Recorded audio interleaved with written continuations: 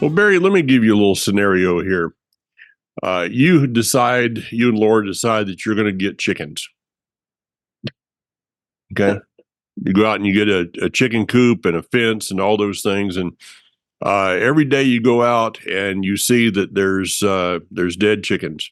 So Uh, you go to your neighbor and say, how can I uh, alleviate this problem? And the neighbor says, well, you need to get you a black snake, a dog, and a fox and put in that chicken coop, and that's going to take care of your problem. Would you be likely to listen to your neighbor's advice? doesn't make any sense. No. You would look at your neighbor and go, "Are you an idiot?" And then wait for the answer that you already know. Well, let me give you the idea today of the chicken coop. U.S. urges Arab states to join peacekeeping efforts in Gaza.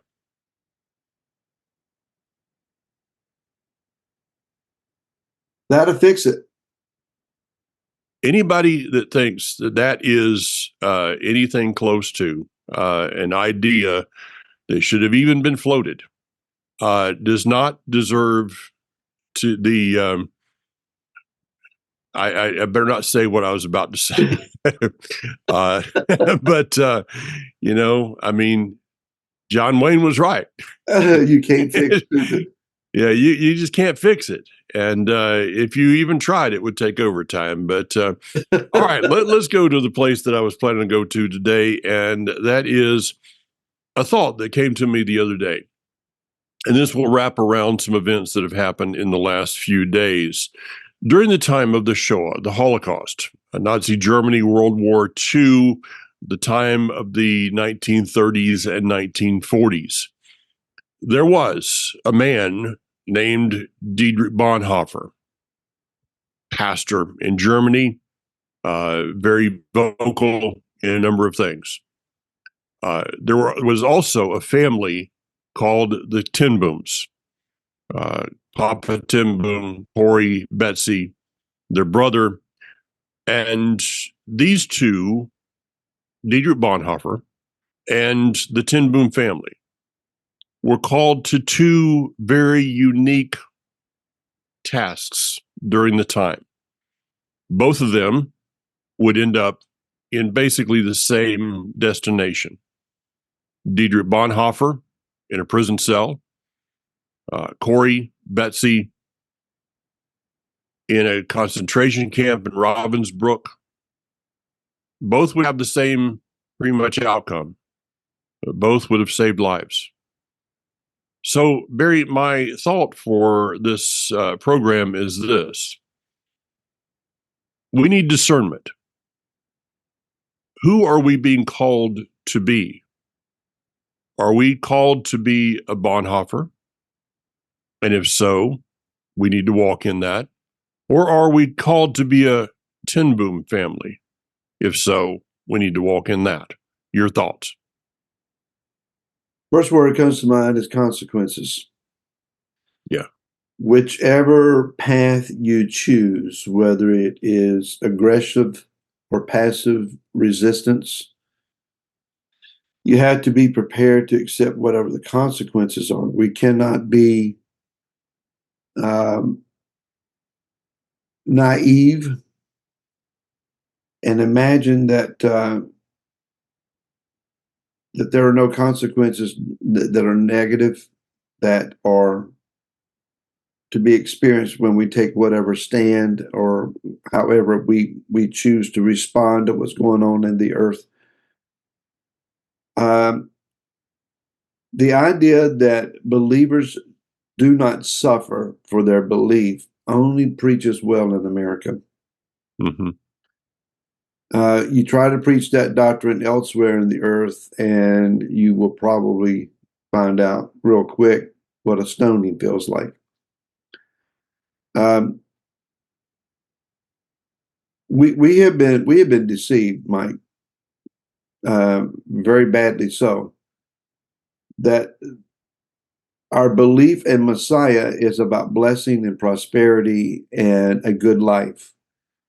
it's commonly preached. These are 3 steps to a happy marriage, 5 steps to raising a successful family of children, how to have success in your business, being a believer in Messiah, etc.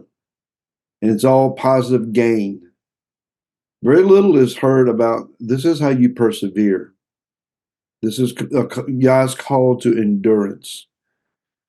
And thinking about this, we talked, I think last night we might go down this path. At first, I was thinking, "Oh no, oh no, oh no, Father, I don't know what to do on this one." But I was reminded of Revelation 12 that those who have belief in Messiah, who keep His commands, those who keep His testimony, that they are pursued and that they are attacked. The Hasatan, the dragon, makes a specific target of them. We cannot change our identity.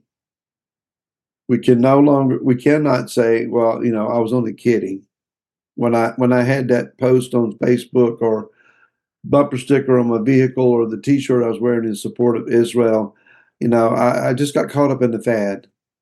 I renounce. I apologize. You have been what is the term that they're using? You got slammed or outed, or there's another term that escapes me at the moment. You can't do that. So if you made a stand for Israel, you need to stand for Israel, but you have to be prepared for the consequences. And see, in my statement here, Barry, I'm not considering this thing of prosperity gospel and all that garbage that's out there. I don't even I could care less about all that stuff.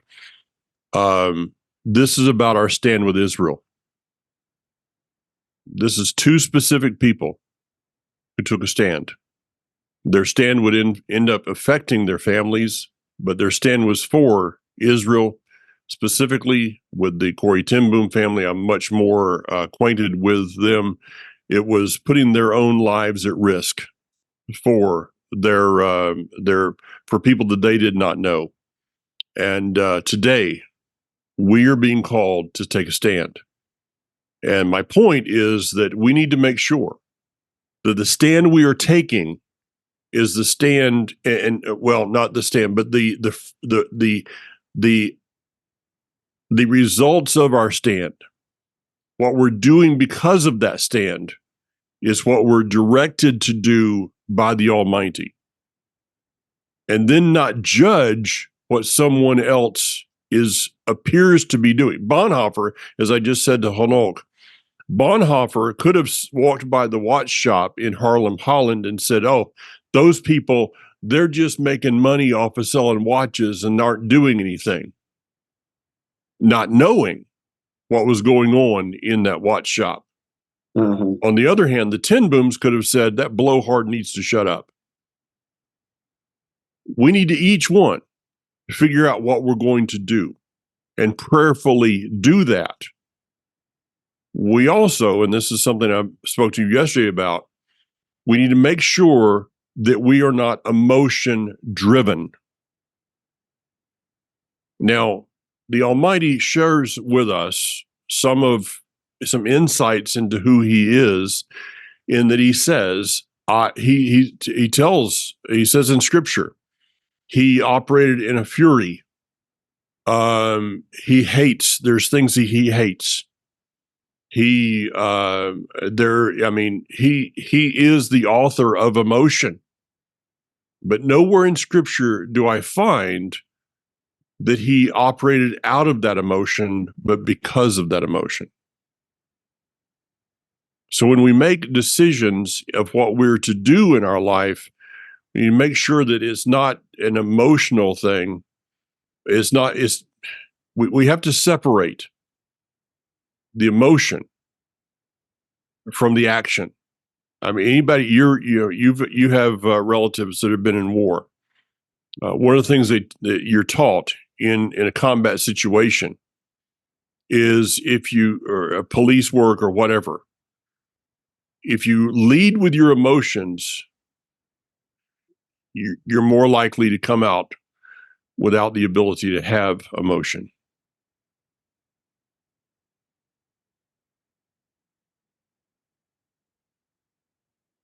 My mind's running in about 10 different directions Yeah. here. The only military, if the only military strategy employed is charge, Mm-hmm. you're not going to win. There is strategic retreats where you fall back until you get a more favorable position to defend, and you receive supporting forces behind you. And basically, you're drawing your adversary into a trap. Yeah. Yeshua encouraged us to be shrewd and wise as serpents. Yes, harmless as doves, but shrewd. Think. Use your mind. Mm-hmm. Um, not every situation calls for bold confrontation. Driving by a place where there happens to be a pro Hamas protest engaged, getting out of your car with your Mogen David around your neck and an Israeli flag that you happen to have in your vehicle and start waving at and yelling and screaming in protest against the protest may not be the wisest thing to do. Mm-hmm. You may have a family gathering where some of your family or those with you would bring up the subject and speak in favor of Hamas. Choose your words carefully, but that may be a time where you can share some things that they may not be aware of. Mm-hmm. Did that the other day on the phone with somebody. So that level is one thing. Standing in a confrontation with a large group and yelling and screaming back and forth accomplishes very little. I'm not personally going to back down in my prayers. I've been criticized a bit, not badly, but when I pray that the IDF take out, decimate the Hamas leadership. I call the leadership by name. Father, expose them and take them out. I pray in behalf of Israel to be successful on the battlefield. I pray for their protection. I pray over military strikes. I pray for their generals and war councils to have Yah's wisdom in their strategy. Well, you're just praying for violence. What about the poor Palestinian people? I pray for Israel to win. Well, what about the women and children? I pray for Israel to win. Now, I don't hate Palestinian or so-called Palestinian families. I understand that there are, you want to use the term innocent lives involved, civilian lives involved. I understand it, and may Yah have mercy. But when it comes to Hamas, they must be eradicated. You cannot live, as you would describe it, you cannot live with snakes in your hen house. I would urge someone to go back and read in First Samuel, in the calling of King Saul, what he was told to do was with the Philistines. Which Philistines? I wonder, if anybody's kind of like using an offshoot of that name today. He was told to kill everybody. Period. He wants well, go in and see if there's anyone innocent there. No, he was told, go in and destroy even the animals. Don't leave anything behind. In fact, he got in trouble for not doing so. We can look at the polls of people in Gaza, the so-called Palestinians. Over 80% support Hamas. and would vote them in again. So this idea there. But for those that would want to be weak regarding Israel must be victorious over this, do not be surprised when it comes to your door. As we just saw this past week, we've seen it over the last months, yes, with the pro stupidity rallies on college campuses. I would say pro Hamas, but most of these people could not spell Hamas. They could not tell you where Israel or Gaza is if you handed them a map and it was highlighted. They're that dumb. But we saw it on a different level. The Israel summit that was planned in Nashville for next Monday, Tuesday, and Wednesday. I received a message on Saturday morning from a friend of mine in Israel that had been told that it was canceled. It has been. The Sunesta Hotel at Nashville Airport had told Hayavel, this is the Israel guys, Hayavel, they had told them about a week and a half ago, no, there's no problem. We're going to continue on. But when they received pressure from these pro stupidity groups, they canceled a legal contract. The hotel canceled. Now, from somebody that has done conferences in the past, when you sign a contract with a hotel venue, whatever you commit to, if you commit to 20 rooms and the conference center, you will be charged, no matter what, you will be charged 100% of that. There is no negotiation in the end. The hotels they're legalistic regarding their money. But yet, on the other hand, the hotel called and canceled. Well, there's a lawsuit being brought up against the hotel for doing that because this is the first time in history of the United States that this has ever happened. And it's because it was pro-Israel. They picked on the wrong group. Luke Hilton was just sitting here in my office 2 weeks ago. I just did an interview with him. It's on my website, available from my website. The Waller family, I know them well. They picked on the wrong group. Well, let me tell you what I got yesterday, and this is let's see. Sorry. It says from Dave Ramsey of financial fame, speaking to Hayavel, you are welcome to announce that we are moving the event to our friends at Ramsey Solutions. Ramsey Solutions is proud to stand beside our friends from Israel by providing them a safe place to hold their event as our gift to them. Go Dave Ramsey. So the Israel Summit is moving forward. And I have my tickets. It will be in Franklin, Tennessee, at the Ramsey Event Center, starting Monday through Wednesday. For those that can't attend, you can go online and you can go to theisraelguys.com. You can get a ticket and you will be given access to live stream. I saw a news article this morning, Mike, on one of my preferred news sites, where a quote unquote Palestinian journalist living in Qatar or Qatar put out an article that said, we do not want a ceasefire. Mm-hmm. We are too close to victory. We want war, not a ceasefire, is what he said. Oh, yeah. And when you read what he he published, he was encouraged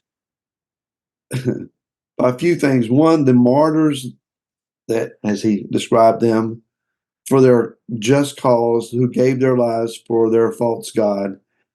But he said the free world stands behind us, and he is referencing all of the college level, public level protests that are taking place around the world. So the free world, they estimate, is standing behind them. An Israeli reading that might understand, well, they have a point to a point. They might start scanning where are the defenders of Israel? Where are the people that are speaking up for us? It's not so much large groups on campuses and so forth. There have been a few.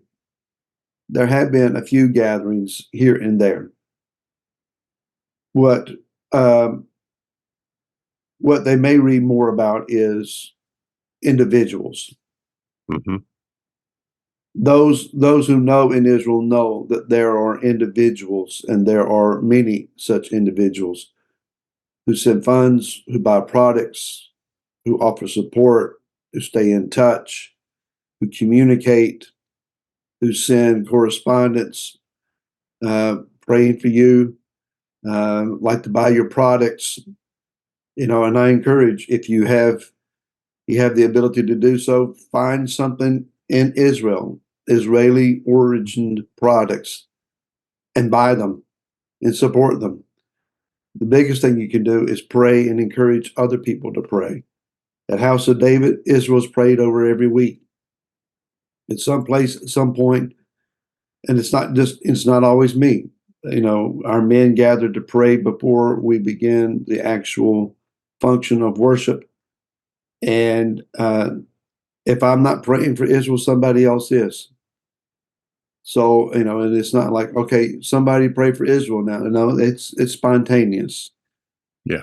Mike, I'm not going to hide my seat. I'm not going to back off. But at the same time, I'm keep my eyes open. I'm going to be Absolutely. learning and watchful, especially if I have family with me. Mm-hmm. Me alone out in public, that's one thing. My wife, my grandchildren, I need to be a lot more aware of my surroundings. Absolutely. You mentioned what else we can do. Let me give you something that this goes to House of David, because I just said this to Hanok. Prior to me going to Israel in February, I asked the folks at Life Assembly if anybody wanted to do some of the children, have their children do some drawings for the IDF. A couple of young guys that I have, they came in the next week and they had given me a stack of little drawings that they had done of a tank, and we're praying for you, and just simple 8-10-year-old little guys stuff, right? Right. And so I handed that over to a contact in Israel when I was there in February. I'd forgotten all about it. And yesterday I received a video that they had gone down, my contact had gone down to a barbecue that was put on for this one IDF unit that I know of. And they had taken those papers and handed it to the soldiers. I'm sorry, I'm not allowed to share because of the faces that are there. But I just sat here and cried. You could have given these soldiers a brand new house in Caesarea or somewhere, and they would not have smiled any bigger, Barry, than they did when they were holding these little drawings that these children did. And so I said to Hanok, for those places that he's going to, like House of David and Life Assembly and various ones, for congregations that have any children, I'm going to ask that you no witnessing, nothing, no agendas here. Just have the children do some basic coloring pages of something that we can hand to Hanok. I told him if it's too much, if we overdo it, I'll buy the suitcase and pay for it so he can take it back. But I think it'd be a wonderful thing for our children. That's awesome. Yeah. Yeah. To because I was able to get that video to those two boys. Little things like that we can do, but signing up for the and I haven't said much about the Israel summit. Be quite blunt, I was not planning on going. It just was not on the top of my agenda right at the moment. But with what was going on, I decided I needed to be there. And I'm not speaking or anything that I know of, but I want to be there. One of the reasons I want to be there is to see who's not there. Yeah. I want to be there to see who's not there. Yeah. But in the end, let me go back to my statement. I'll turn it back over to you. We need to make a decision. We need to understand that there were, for every Dietrich Bonhoeffer, there was also a Ten Boom family. Both of them did what they were supposed to do. Let us not judge someone for what we don't know they're doing, because they may be doing more. For those that are not doing anything, it won't be me that's keeping a record, but there is a record being kept. I'm reminded, Mike, of Kepha and Yochanan, Peter and John being arrested. Yeah. Being brought in and severely interviewed or interrogated is the right word. And they had healed the man at the gate, which greatly upset the local system. Mm-hmm. And when they were threatened and told, you are not to preach in the name of Yeshua anymore, their response was, you figure it out whether it's okay for us to disobey what we've been called to do or not. But we cannot help but preach in his name.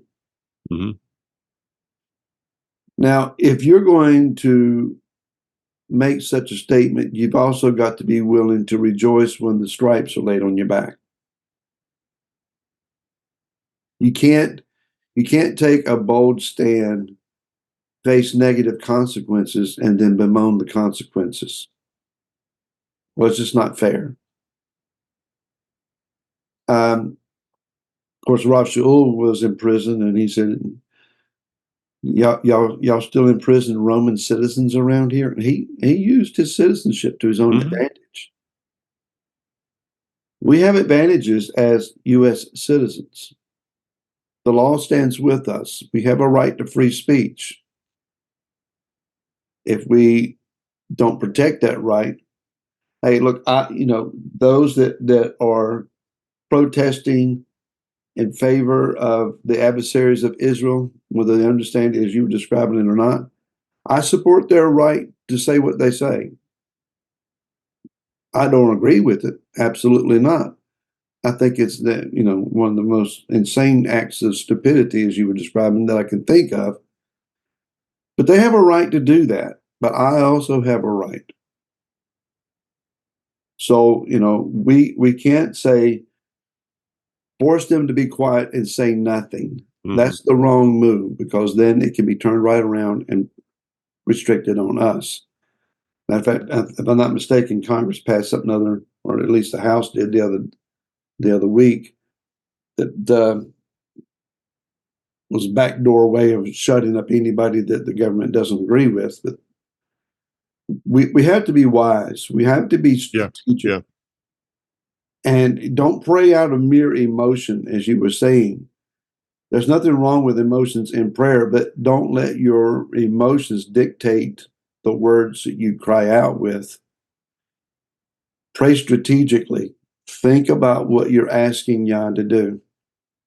But whatever you ask him to do, however you're asking him to move, you have to be prepared. Again, what the results and the consequences are. There are going to be some people who are going to take some very bold stands. And we need to pray over them, and we need to encourage them. We need to support them when they suffer. Those that hide, say nothing, do nothing, and pretend that everything is okay, um, your lack of any ripple on the pond at all doesn't help anybody. At least be a prayer warrior.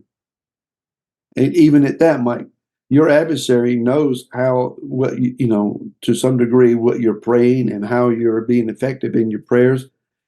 There are consequences just for what you pray. So, this is, we're going back to the 1980s and 90s about spiritual warfare here.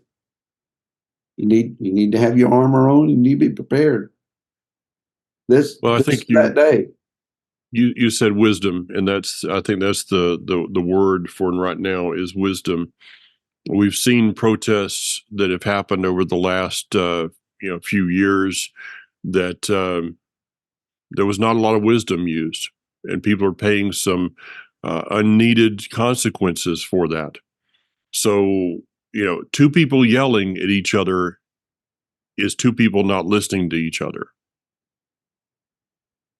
If somebody's yelling, you're not listening.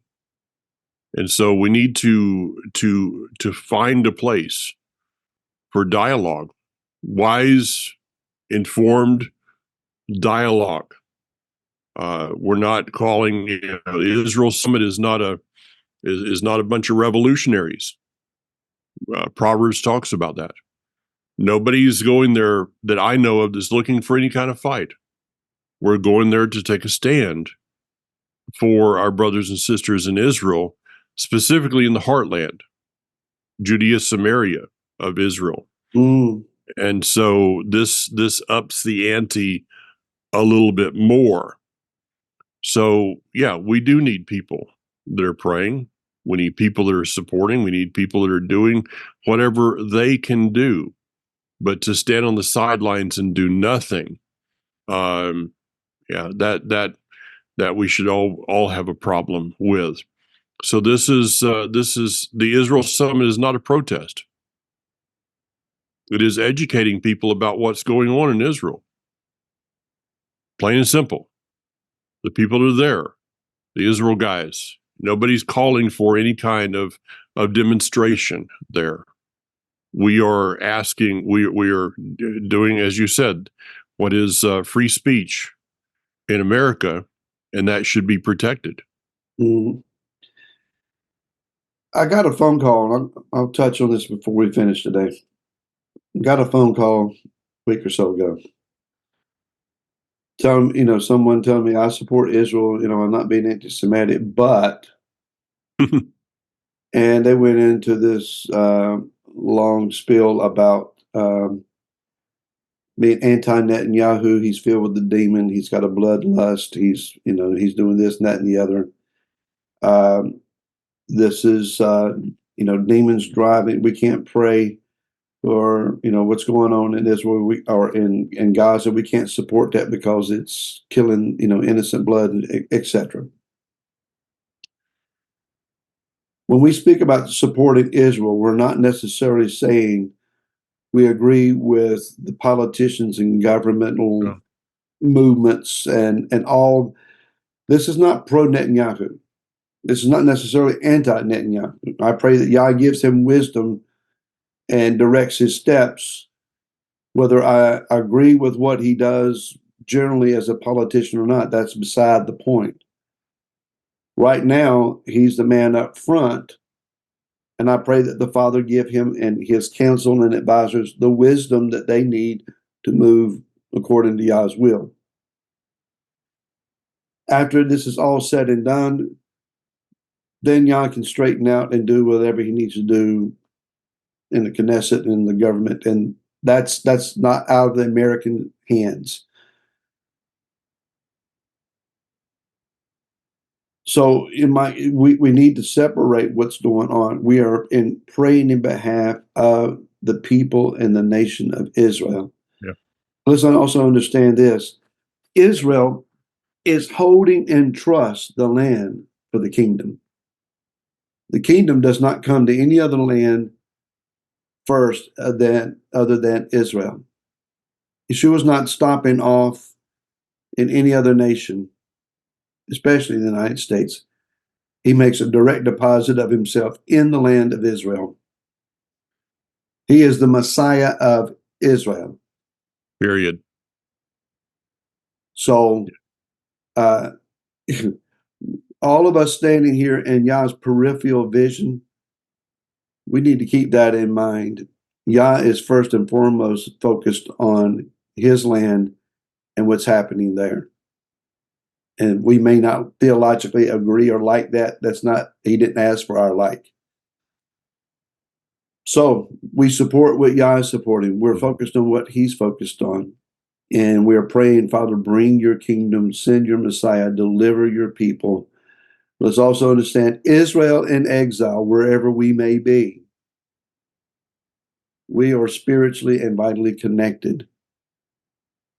So what we see happening to those who are holding the land in trust, we being connected to it, we're connected to it. That means we have a target too. We are a target too. Yeah, no doubt. Well, in our day, be a Bonhoeffer, be a Tin Boom.